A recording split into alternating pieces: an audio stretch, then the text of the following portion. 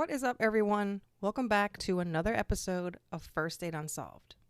The holidays are over, and it's time to finish up the second half of season 2. We're going to be picking right back up where we left off and talk with Kelly Canning again about her brother, Bobby Steele. She and I sat down and had a chat this past weekend, and the conversation flowed so seamlessly and organically that I don't think I'll be doing much editing from our interview.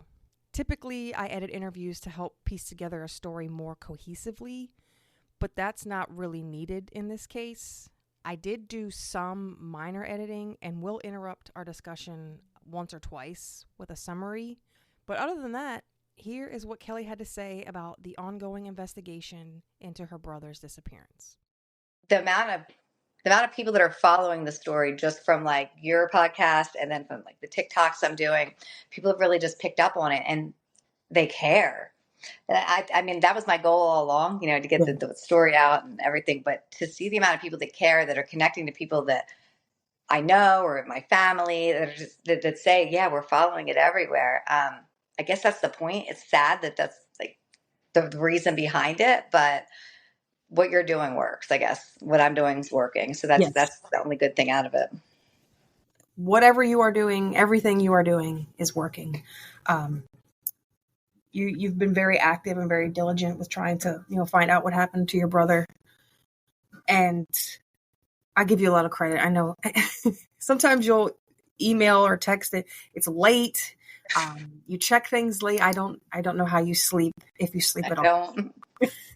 I know it's not easy, but I give you a lot of credit. You're amazing. I'll just say that right now. Thank you. I mean, and thank God for you, because honestly, you're the first person that gave this story a platform. Like you're the first person that said, "Hey, I want to tell his story," and you told it so genuinely and so it humanized him. And a lot of times in this situation, the people aren't humanized because they're looked at as, oh, they're a drug addict or they've been a criminal or this and that. But when you told his story, I think it really impacted a lot of people because you told it with such a human aspect. And it helped me to be able to have other people listen that probably wouldn't have, because they're just like, oh, he's not important. Right. And now, we've been able to tell his story so many places. And not just that, we've been able to help other families feel like there's their support and that somebody wants to hear their story as well, because there's so many people going through the same thing. And it's crazy to me. It's sad that we don't always get to hear about it, but I feel like Delaware is a place you go to and you can just completely vanish off the face of the earth, and very minimal, if any, effort is put into finding out what happened to you. I agree. It's actually mind-boggling. And I know you said this the first time we talked, that going and trying to track these people that were listed as missing to get an update or anything, it is so hard to find out were they found? Were they not found? Were they found deceased? It's impossible almost. It's like the police or whoever, they can't keep up with everything that's going on. And that's very scary. They can't keep up, but also I think that whatever is happening here, which is partnered with Cecil County, because the border is right there, Maryland, Delaware, and then even PA, even some down into Virginia. There's a lot of people crossing state lines and crossing jurisdictions. And when you cross state lines or jurisdictions, I've learned the very hard way, police departments don't work together. Once one files a missing persons report or starts an investigation, it is almost impossible to get another agency to even touch it with a 10-foot pole. So when you look at the amount of people that have disappeared very close to state lines or disappeared from here, the bodies were found here, their cars were found here, and it crosses state lines, it's very hard for agencies to tie those together. So when you're talking about my brother disappeared from Delaware but frequented Cecil County. You're talking about Chris Dietrich, who disappeared from Elkton, but he was in Baltimore before that. And you're there's so many people. Risha Lewis. Mm-hmm. My aunt was talking to somebody today from her family member I know you touched on her story, but he said he's very interested in having it, you broadcast that story again, and would love for me to mention it, because that'd be awesome. She disappeared from Far Creek. Yeah. Far Creek in Elkton. Far Creek is tied to so many disappearances, but she was from Delaware and her car was found, I believe, back in Delaware. So there's so many instances where the people are never found, but they were in Maryland and cars found in Delaware. They were in Maryland, bodies found in Delaware. There's a girl that disappeared, I think it was 2016, from Elkton. Her car was found in Cecil County. Her body was found in Delaware. She was from the manor in Elkton, all tied to the same people within the homeless and the drug addicted community. And there's just too many different jurisdictions to have them really focus on it. It's horrible. So sad. It's very, very sad. I know that I think we touched on this last time. There's limited resources and whatnot, but it's just very frustrating. But when you make some progress like this, like, now there's, I know you probably get this more than anybody, to have people reaching out to you saying like, thank you. And like, thank you for bringing like my family member's story to light. Like, I feel the same. Like, I'm like, I love that I have the opportunity to try and make somebody else feel like their story can be told. I hate the situation behind it. I truly hate that these people are disappearing. But I like knowing that we're making some traction and that, like, my brother's ex-girlfriend was finally listed as a person of interest. That took 9.5 months. Like, finally, I was so happy to see that. Finally, 9.5 months of just pushing and pushing and pushing, and finally, I mean, they haven't found her yet, but there's so many people reaching out saying she's here, she's here. Some say she's in Delaware across the line. Some say she's in Elkton still. My fear is that she's going to OD or something's going to happen to her before they can bring her in to really find out the truth behind like what happened. But at least like they finally are looking for her. Yeah. Maybe she has like some piece of the story. Yeah. And I was looking over the email chain that you sent me. I was reading over it again this morning.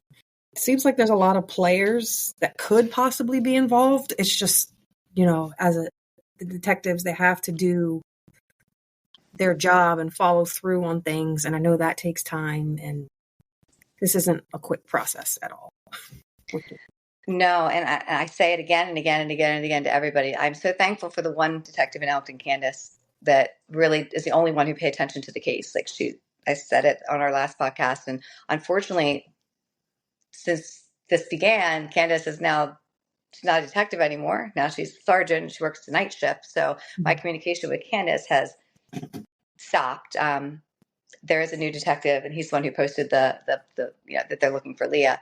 Once I talked to him, was able to tell him like a more in-depth version of what's happening, and that Newcastle County has said that if their detectives can't prove that Bobby ever made it back to Maryland, then Newcastle County is going to be forced to investigate. So then Elkton was like, oh wait, hold on, let me get a new detective. So I don't know if it's like competition between the departments. I don't care. Like they can keep it up. But, unfortunately, Candace isn't involved anymore. In that the emails that I sent you, I'm sure you read that there's the state attorney in Maryland doesn't want to investigate this because there's no proof he came to Maryland, and neither do the Maryland state troopers.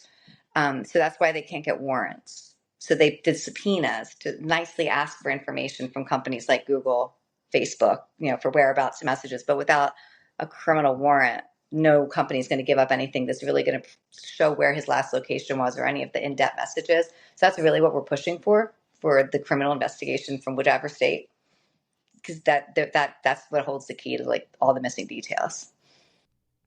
All right, guys. Interruption 1 here.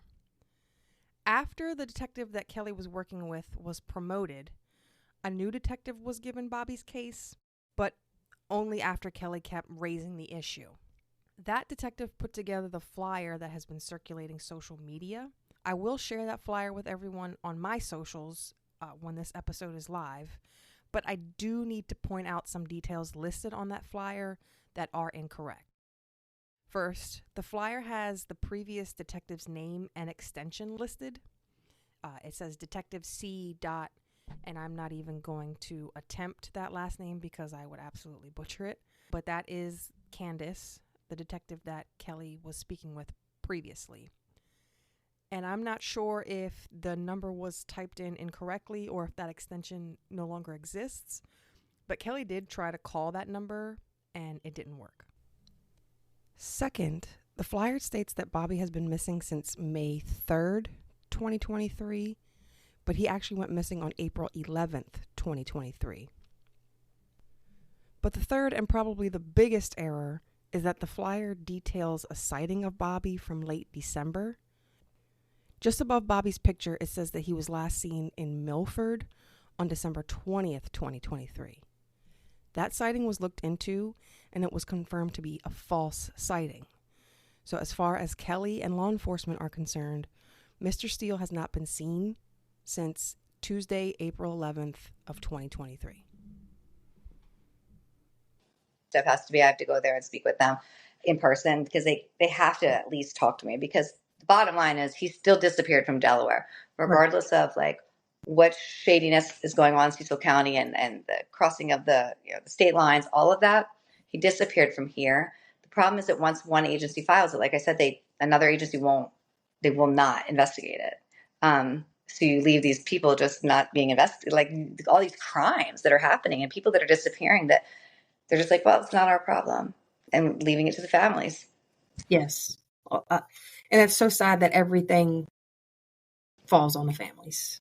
I had a mother tell me that, if we don't look for our kids, if we don't try to find who murdered our children, our family members, no one else will. So that not only are you dealing with the fact that you have no idea what happened to your brother, you have no idea where he is, if he's alive or okay, you're now having to do the job of a police agency, and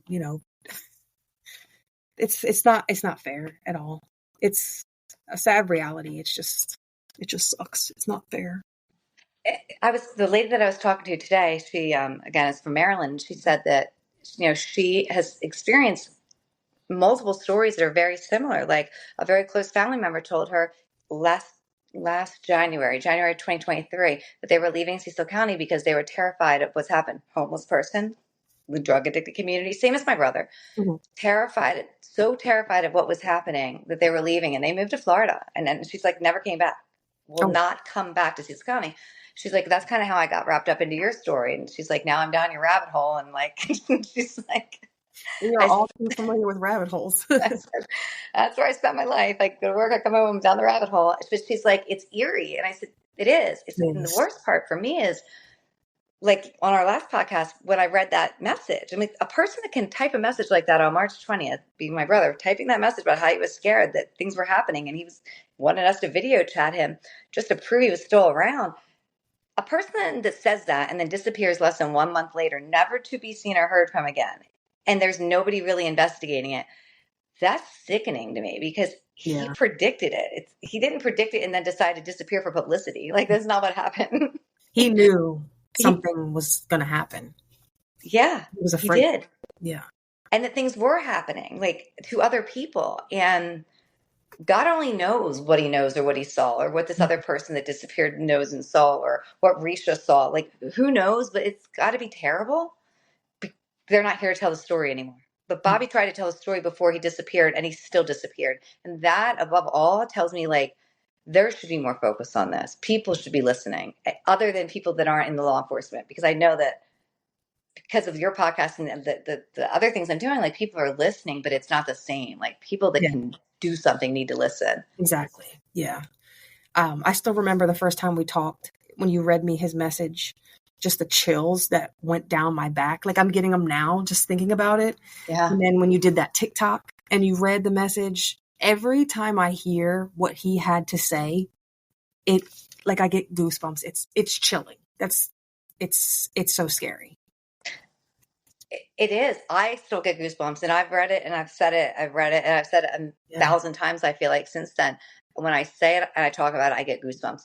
And that's where I guess my frustration kind of lies, because it doesn't matter what his past was or what he was involved in. It matters that he's a human being that predicted this. He said this was going to happen less than 30 days before it happened. And he was in a safe space. So whoever he contacted and whoever he left to go and meet, he trusted, which means that they're involved in whatever happened, because he trusted them. Yeah. And he's never been heard from again. Like, that to me is just wild, that law enforcement isn't saying, yeah, that is terrible, and we're going to do everything we can. There's never even been a search. There's never even been a search of any place that he is. I'm not going to the woods in Elkton. No, Like, I'm not going off of Market Street to go search. Like, no. I can't. Yeah. But law enforcement, nothing. Okay, second interruption here. Kelly has been very, very busy since we last spoke with her. During the day, she gets up and goes to work just like the rest of us. But her evenings and nights are almost entirely dedicated to searching for her brother. I'm going to give you a rundown of just a few of the things that Kelly has been up to since we last spoke to her on this podcast. Kelly has managed to have not one, but 2 articles printed in the Cecil Whig. The first short article highlights what we already know about Bobby and his disappearance. The second article was a little more exciting because that was the first time that a person of interest was officially named. I will link that article dated January 26th that asks for the public's help in locating Leah Suzanne Very because it is believed that Leah may have information related to Bobby's whereabouts. Leah is Bobby's ex-girlfriend and one of the people that Bobby seemed to be so fearful of when he initially contacted his sister not long before he vanished. Kelly also created a TikTok in the beginning of December dedicated to her brother's story. The TikTok now has 54,000 views. Pretty recently, Kelly spoke with Rick Jensen from WDEL, also about her brother's case. I'm sure most of you missed that interview, but I will link it in the show notes when it's available on his podcast. And finally, as far as I know, Kelly was also featured on another more reputable podcast called Missing Persons with Mike Morford. Mike also goes by Morph and is involved in a handful of other true crime podcasts. The episode that I did here for Bobby is now the second most listened to episode that I have out. And this all just goes to show how relentless Kelly is and how the crowd of people behind her are really showing up for Bobby. It's so terrible, and I feel so bad for everyone that has to deal with this crap.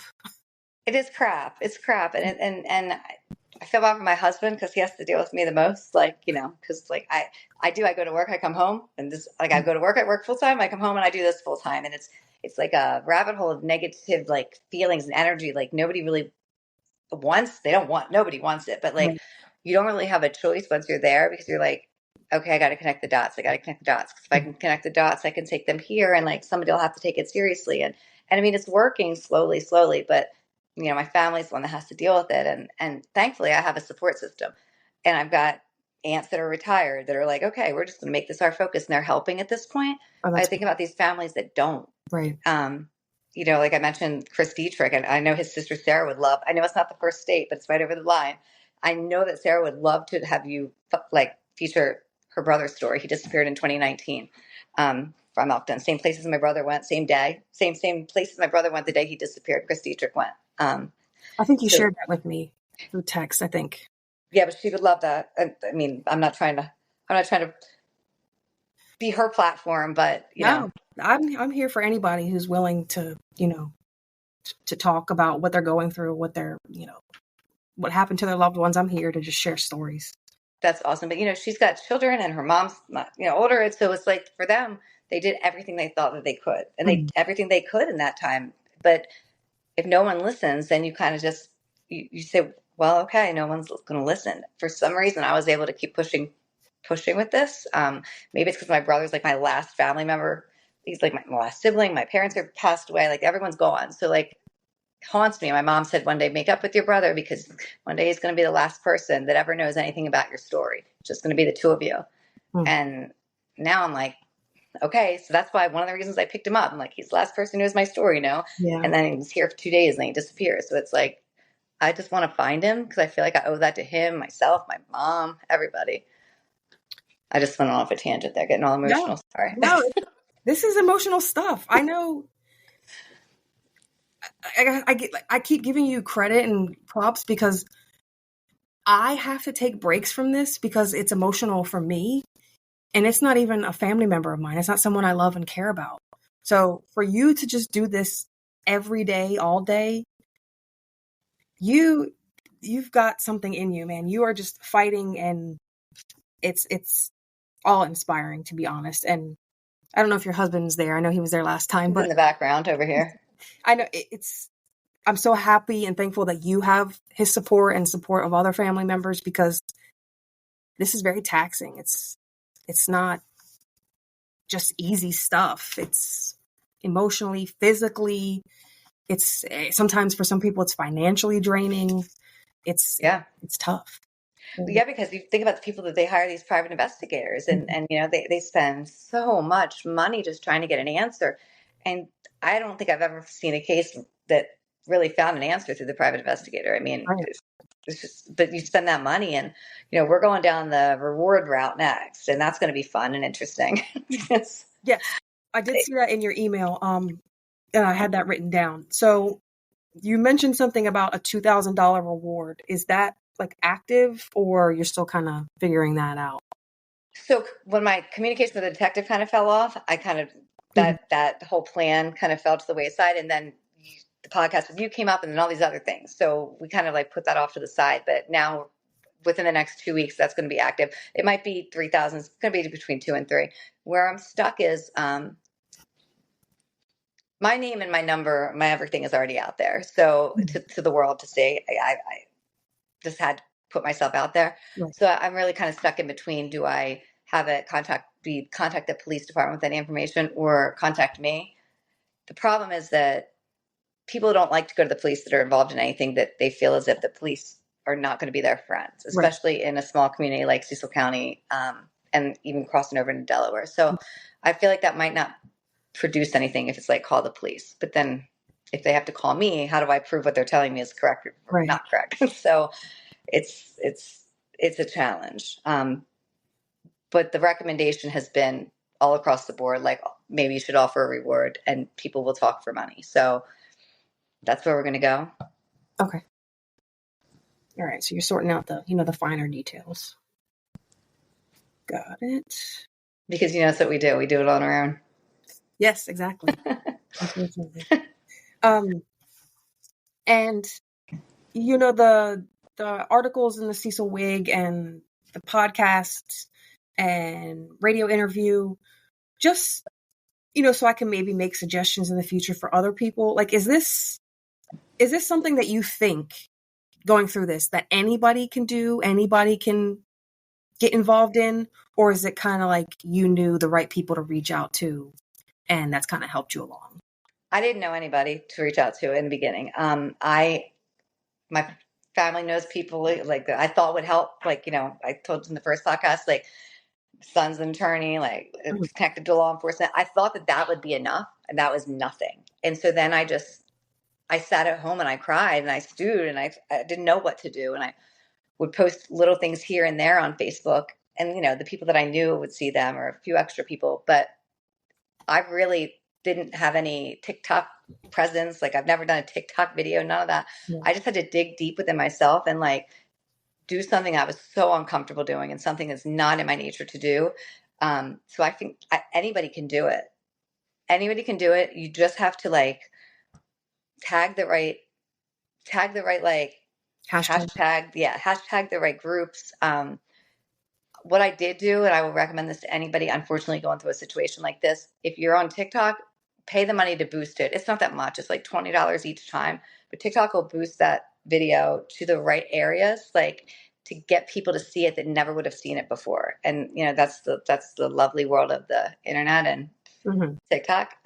They were able to reach people that I never would have been able to reach. So the little bit of money I've spent, a couple $100 boosting the videos, has gotten me where it's like the ones like 54,000 views and so many shares and so many people reaching out saying, hey, like, I saw this, I'm from Cecil County, or I'm from Delaware, or I'm from Maryland. And that's how I have all these people following the case. And actually the funny thing is, the first Cecil Wig article, I knew that it was there because I went and checked the TikTok, and somebody on following the TikTok said they just posted an article in the Cecil Wig. Like, they were on it before I was on it. Oh, okay. Wow.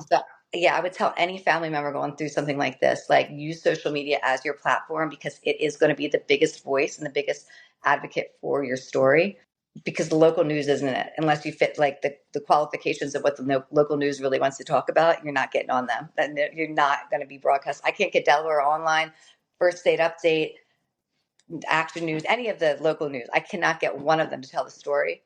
And I have sent his story to every editor, every station, everything, and I cannot. So people can't rely on that. They have to rely on social media.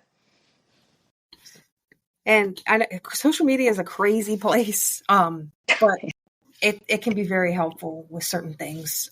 Okay, so thank you for sharing that with me because sadly, this happens a lot. The last thing I'll say about that is when I a couple weeks ago when the Newcastle County Police posted the flyer from Elkton, the first thing they posted on Facebook from Delaware, there were a couple things wrong. Like Candace was still listed as a detective and the extension was wrong, so I tried it. So that's when I called Elkton PD to just say, hey, this is wrong, and who's the detective? Like now that Candace isn't. And the officer that I talked to at first was, just answering the phone, answering questions. But then she realized who I was. She knew, of course, Bobby's story. And she said, Kelly, this is what I'm going to tell you. Keep doing what you're doing. She said, because like that saying goes, the squeaky wheel gets the oil. And it's not that we don't think that the cases are important. A detective might leave at night and Bobby's case is the last case on their desk, the first thing they're going to walk into in the morning, and that's their priority. But when they come in the morning, there's 3 more files on top of it that happened overnight. And it's never the intention that his keeps getting pushed to the bottom. And she's saying it's like hypothetically, but it could be any case. But she said, but the more you call and the more you use your voice and the more you push this, then people have to listen and they have to focus on this case. So what you're doing is the right thing to do. Please don't stop. And I was like, well, thank you for that. Because, sometimes you feel like you're doing it for nothing. Right. Well, that was very nice of her to say that because she didn't have to, but and it's Right. good when she knows Bobby's story and she knows what's going on. Sounds like she's rooting for you too. That's what we need. Yes. I tell everybody every day. I just need, when people ask what they can do, I'm like, tell a story. Yep. Like, root for us, talk about it. Because the more people that hear, the more opportunities there are for us to get some answers. No, I mean, I think we touched on everything. I think the focus is really, at this point in the investigation, we want to find Leah Berry. Like, we need to. And whether she's across the line in Delaware, staying in an abandoned house on Route 40, or if she's in Elkton, either way, like, not just for answers about Bobby, but for her safety as well, because there's been some really scary stories going around about what she's involved with, and she's a mother of 5. Her kids don't want to see anything terrible happen to her, and so the best case scenario is the police find her, they bring her in, they talk to her, maybe get her into safety as well, and we'll get our answers, and these kids can maybe get their mom back. But right now, that's really my biggest focus, is just finding her and getting her into police custody for my family and for everybody else that I can help or whatever. And I just thank you for being like a supporter of that. You're definitely an inspiration in my eyes. I'll just say that. Same. You blush or, Not like girl crush wise or anything, No. but like, if it weren't for you, I wouldn't have been able to start to even tell the story. And I never would have been able to do like the radio show or even the TikToks. Like I gained a lot of confidence and like felt supported from you reached out, and since then, like, we've gotten such a bigger platform, and that's all I can hope for. That's great. I'm so happy for you. Yeah. You will always have my support. Don't worry. Thank you. And I know you mentioned a few names. I did write Chris Dietrich's name down. And like I said, I know you sent me a text message before. Anybody, you want to give them my contact information, they can email, Facebook, Instagram, whatever. Just let them know, reach out. I'll be happy to help. Okay. You're recording this, right? Yes. So that I'm on record. Yeah, anybody. I'll help whoever I can. Yeah, the Chris Dietrich and the Risha Lewis, they're the 2 that I know that like really are still searching for a lot of answers. There's a lot more, but there's Chris Dietrich's family who I communicate with the most. But I know that both families are very interested, so I will reach out to both and give them your information, and hopefully they reach out to you.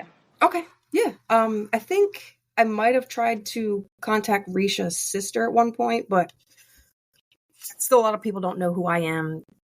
I'm sure they get messages all the time. They don't know what my motives are, but yeah. Anybody, let them know. I'm happy to help. I'm here.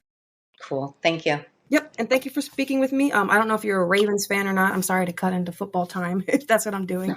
No, I Eagles, but they screwed up. So, Yeah, we're out. So, all right. Well, it was good talking to you, Kelly. I'll get started on this. And I'll have an episode out on Thursday. All right. Thanks, Monica. Yep. Thank you. Have a great rest of your day. You too. Okay.